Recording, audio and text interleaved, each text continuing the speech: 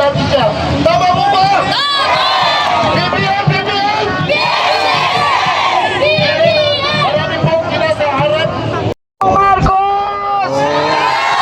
Bilang isang loyalista, ako po ay narito dahil bilang isang taga Maynila, ang isang loyalista ay may prinsipyo.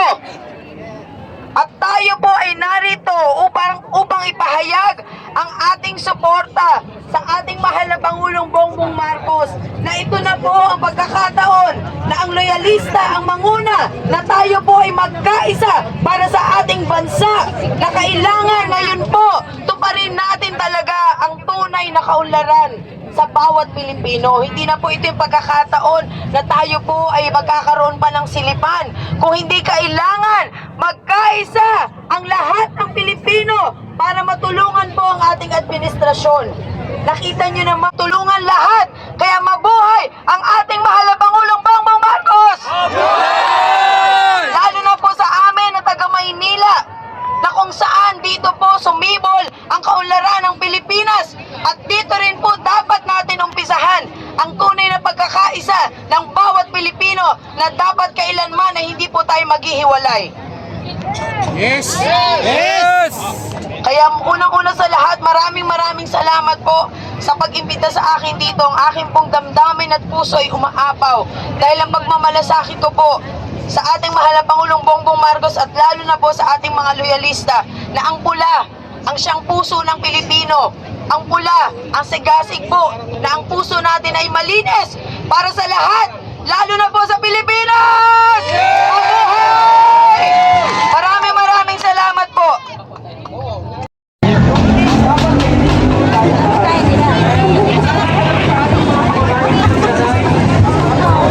Bigay mo kaya na yung listahan para listahin.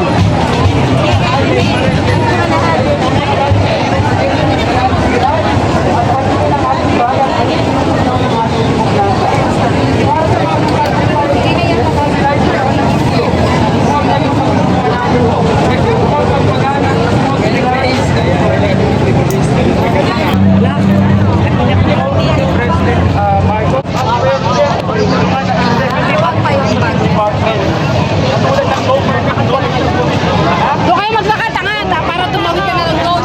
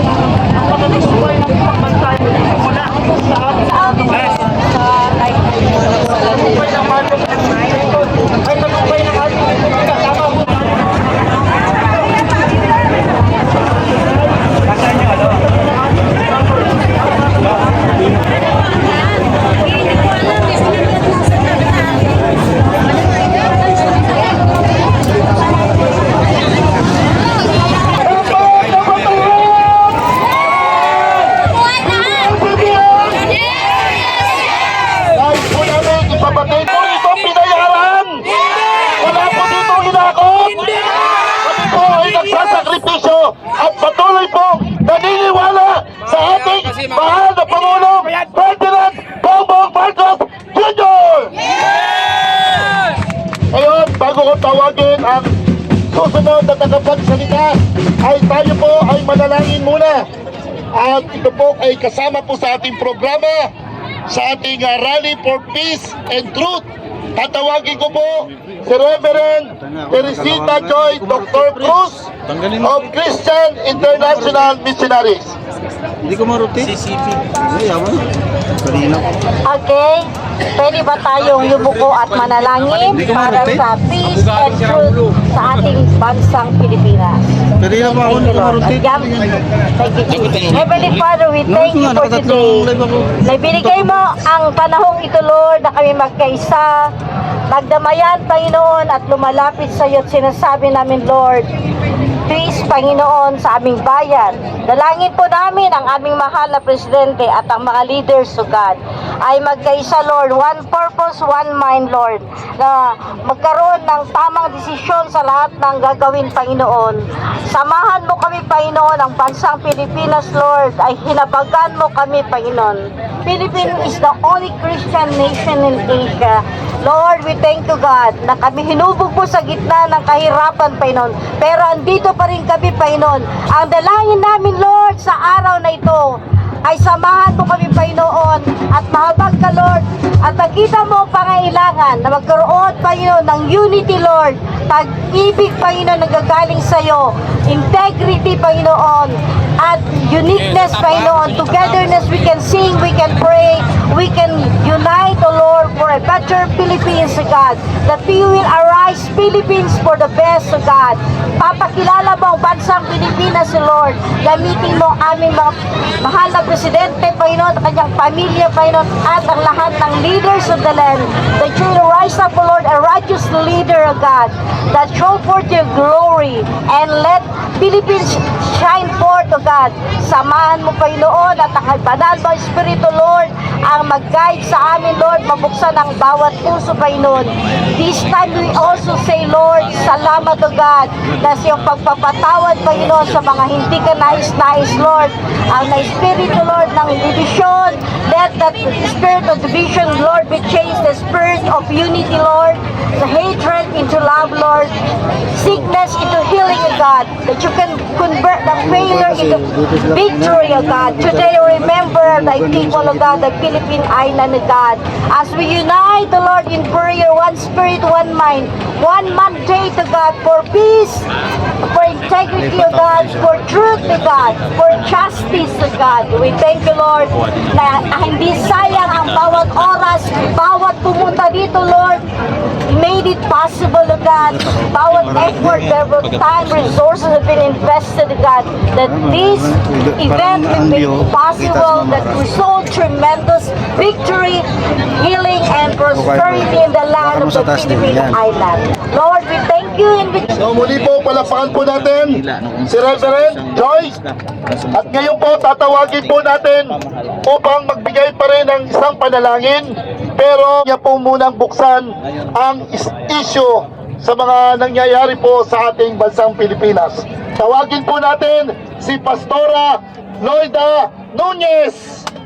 Pastora, palakpakan naman po natin.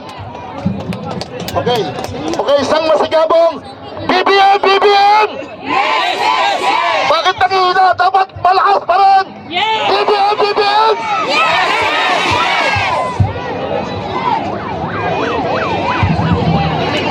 Maraming salamat po at tayo ay patuloy na nakikinig sa mga inihahayag ng ating mga tagapagsalita ngayon dahil ito po ay napakahalaga para po sa bawat isa sa atin. At ngayon po, ang isasabihin ko lamang po ay patungkol po ito sa mga namumuno sa iba't ibang ahensya, iba't ibang mga organisasyon. Ganito po mga kapatid, tayo po ay pinamumunuan mula ng ating Pangulo, ng mga senador at kung sino-sino pa. At sa ating mga pananampalataya, meron pa rin po tayong kanya-kanyang mga pinapakinggan na namumuno. Pero ang sabi po kasi sa banal na kasulatan, ang isang bulag ay hindi pwedeng mag-akay ng kapwa niya bulag. Kung hindi, sila ay parehong mahuhulog sa bangit. Kaya nga mga kapatid, ang sinasabi ko po ngayon, tayo po ay patuloy na maging mapagmatsyag, mapagsaliksik. Hindi po tayo dapat umasa sa mga marites lang. Hindi tayo dapat umasa sa mga sabi-sabi lang. Hindi tayo dapat umasa sa mga sulsol, marisol. Hindi po dapat ganoon. Tayo ay magsipagsaliksik. Para nang sa ganun po, ang ating sinasamahan ay totoo. Tapat ang nasa puso, tapat na gustong maglingkod, tapat na gustong makatulong sa kapwa, hindi sariling interes ang gusto, hindi sa sariling pamunuan niya na siya ang namumuno, siya ang masusunod. Kahit lihis na sa pamantayan ng ating Diyos. Kaya napakahalaga na tayo po ay maging mapagmatyag. Katulad na lamang po ng isa nating balitang pangyayari na ang ginawa niya, inangkin niya ang mga tao na nasasakupan niya. Ginagawa niya ang lahat ng gusto niyang gawin, ang maibigan niya. Kaya kailangan po mapagmatyag tayo. Kaya po na naaapi at nagiging bulag na rin ang kanyang mga inaakay at parang siya na ang Diyos. At lahat ng gusto niya, nagagawa niya sa kanyang mga miyembro na bagamat sila ay mayroong sariling mga pag-iisip at katwiran dahil sa ito ang turo sa kanila, sila ay naniniwala. Pero dumarating din po ang hangganan at nakikita nila na sila ay nasa kadiliman pala at sila ay patuloy na ibinubulit sa kasamaan, sa kalikuan at patuloy na napapalayo sa ating Diyos, sa tunay at sa katotohanan. At yan po ay napakahalaga. Kaya po, mga kapatid, magsaliksik tayo. Tayo ay makinig. Pag-aralan natin ang ating mga naririnig. At huwag tayong basta-basta maniniwala na si ganito, si ganyan ay ganon. Katulad po ng ating mahal na Pangulo. Sa kanyang katayuan po ba? Sa tamang kaisipan natin, pag-iisipan pa po ba natin siya na siya nga ay gumagamit? Kakailanganin po ba niya yun? Siyempre hindi po, di po ba? Hindi po ba? Kayo mga kapatid, ilagay po ninyo ang sarili niyo sa kanyang katayuan na kung kayo ay nasa sa kanya na ang katalinuhan. Ang pagkakataon, gagamit pa ba kayo ng ganon? Hindi na! Kaya ang ating pong pag-iisip, ituon natin sa tama. Pag-aralan natin at yung mga naririnig natin, ipaglaban natin ang ating mahal na Pangulo na walang ginawa kung hindi paangatin ang ating ekonomiya. Nakikipag-usap niya sa iba't ibang mga pinuno ng ibang bansa. At ang sabi ng iba, panay lang yan lakwatsa. Nagpapasasa, nagpupunta sa iba't ibang bansa. Pero hindi nila nakikita, hindi nila tinitingnan na ito ay para sa ating kapakanan. Di po ba? Naunawaan niyo po yun? Yes! Ganun po ang ating mahal na Pangulo. At sa ngayon po, dalangin ko lang, hiling ko lang po sa inyo na lahat po ng mapapansin ninyo na kalikuan, huwag po ninyong pababayaan na manatili.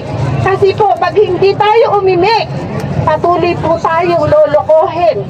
Dahil bagamat ang ating Pangulo ay matuwid, marami pa po dyan sa mga baba, sa mga laylayan, na patuloy pa rin pong ipinagpapatuloy ang mga ginagawa ng dating pamunuan.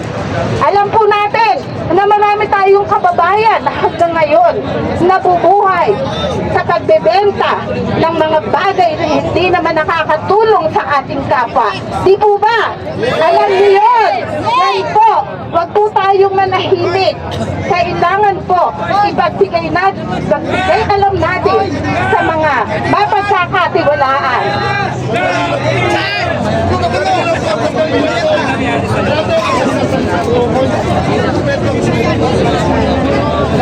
Ayan po. So ngayon po, ipapanalangin po natin ang ating bansa, ang ating mga mamamayan na ang lahat ay mamuhay sa katotohanan, mamuhay sa kakalooban ng Diyos, mamuhay na may dignidad. Tayo po ay sama-samang mananalangin.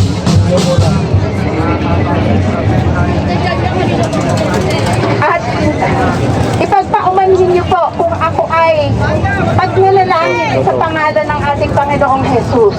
Alam ko po na mayroon pong iba-iba tayong pananampalataya.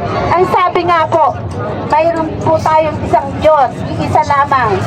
Wala nang iba. Isa lamang ang lumikha sa atin. Wala nang iba.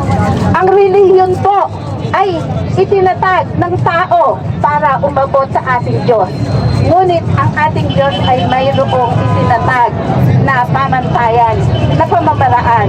At bagamat magkakaiba tayo. Ang mahalaga, sinusunod po natin ang kanyang kalooban.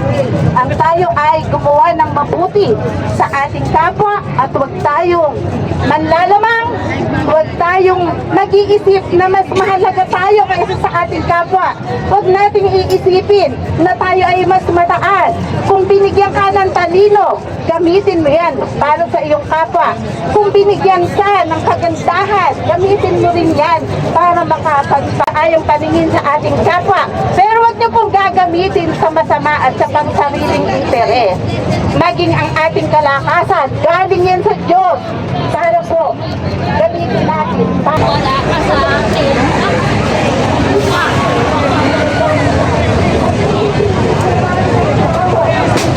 Kumain na ba kayo? Of course naman. Basta BBM talaga, busog yung tao, hindi ginugutom.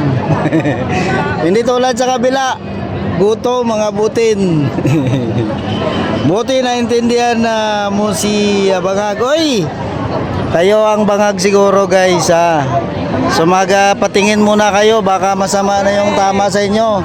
Saan ba kayo kumukuha ng supply nyo? Baka first class yun, mas malakas yung tama eh. Protector kasi. Baka kayo ha, paturo naman kung saan kumukuha. Lakas ng tama nyo. Mga abot 2 grupo. Oy! Hindi kami ganun. Pumunta kami dito, peaceful rally ito, hindi to tulad sa inyo. Puro galit ang sa inyong puso, sa amin hindi. Ibahin nyo kami ha. Pula, kaya pula kasi pula ang pagmamahal. Guys, yan. So, sorry sa inyo, kung gusto nyo ng ganun, kami hindi kami ganun ha. Yan, huwag nyo kaming itulad sa inyo. Puro galit, puro paninira. Sa amin hindi, tingnan mo naman ha. Peaceful rally. Para sa kapayapaan to, hindi sa kaguluhan. Kayo gusto nyo gulo eh, ha. Lumayo kayo mga masasamang espiritu ha.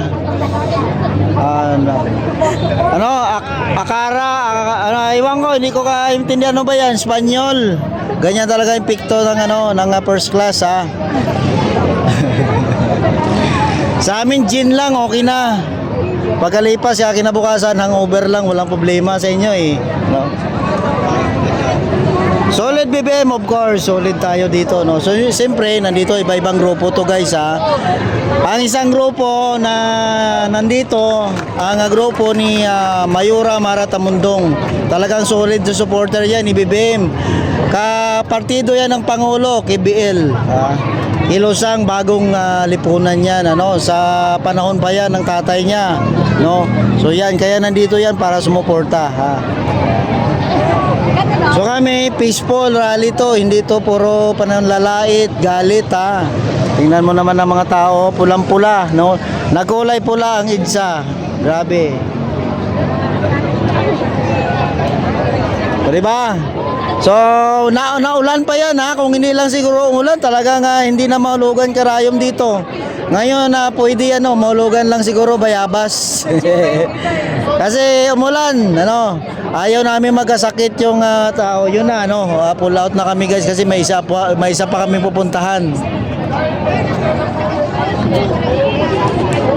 Yan na, full out na kami.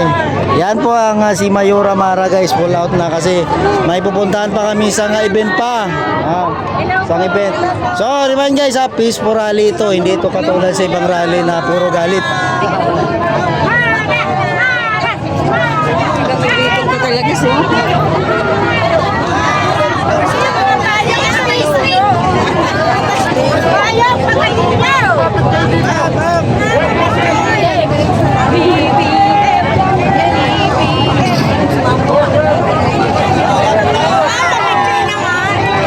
Dito, picture. Dali na, pero may cellphone. Ay, grabe si Mara ang gusto nga daming magpapapicture sa ating superhero guys. Yun dito ay peaceful rally to guys. Huwag tayo mag-away-away, Tayo ay Pilipino. Sige, ito na, mag-selfie sila. Okay.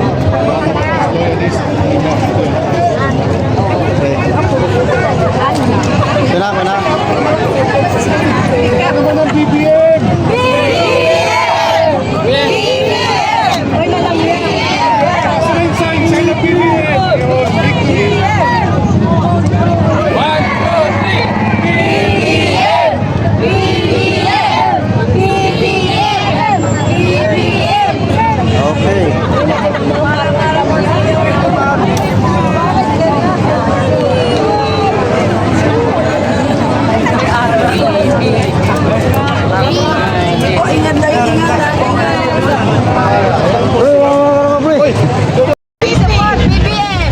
Support BBM, oh, grabe.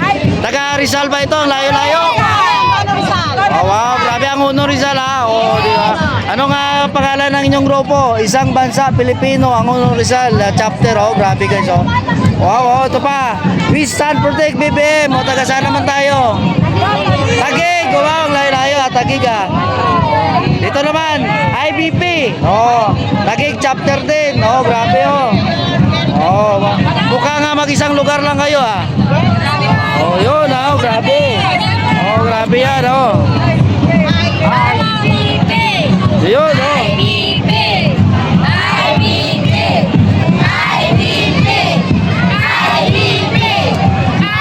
IBP.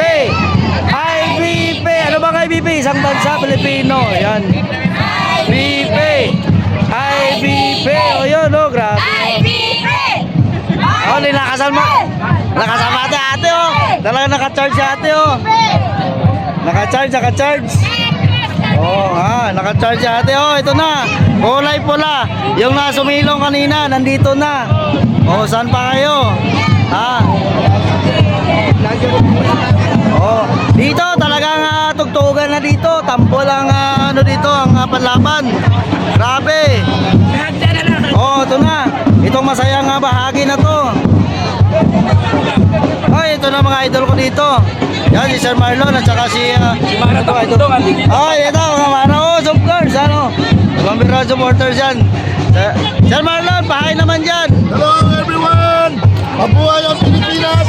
Mabuhay ang ating Pangulo, Ferdinand Bongbong Marcos Jr. Patuloy po kami sumusuporta at hindi po kami titigil at mananatili po kami tapat sa kanya. Yun. Ayun, walang iwanan. Yun.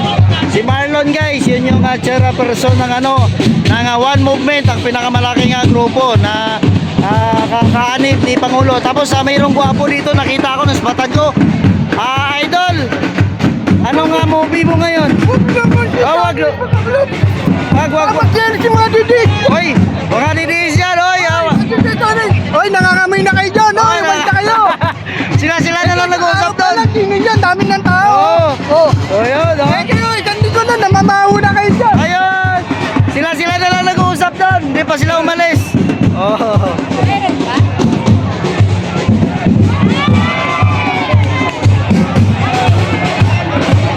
Ayun, nagtaasa na yung mga bandila, oh.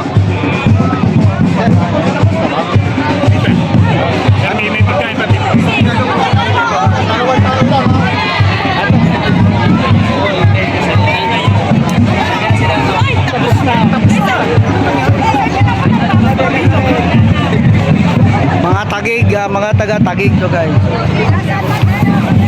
San Mateo pala!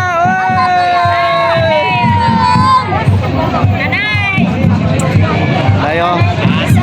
Anong masabi mo sa nagsasabing bangag yung ating presidente? Hindi totoo yan. Ano? Hindi yan totoo.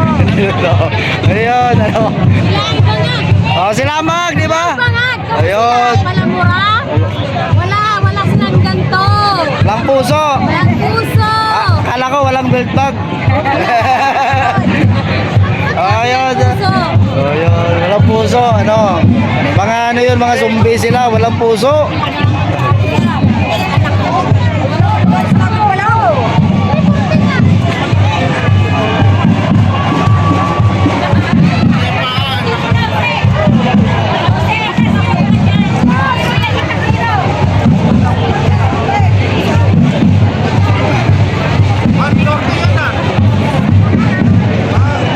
Ayun, dami pa yan guys. Dito lang tayo nagpunta lang tayo dito sa may dulo kasi ang init. May hinahanap lang akong tropa ko, tropa pips ko.